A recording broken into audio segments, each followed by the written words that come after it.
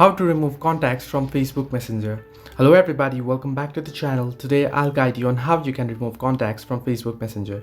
Now, how does this feature exactly work? If you turn on upload contacts on Facebook Messenger, then all your phone contacts will be uploaded to Messenger and they'll be shown in Messenger as recommendations or your existing contacts. Now, how do you remove this?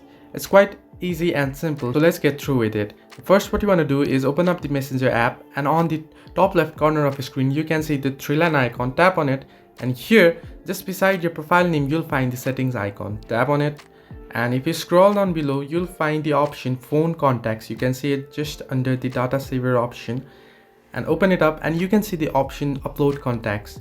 Now, if you toggle this on, then all your contacts will be uploaded on Facebook Messenger. So what you want to do is turn it off. So make sure it's turned off so that your contacts won't be updated again or uploaded again.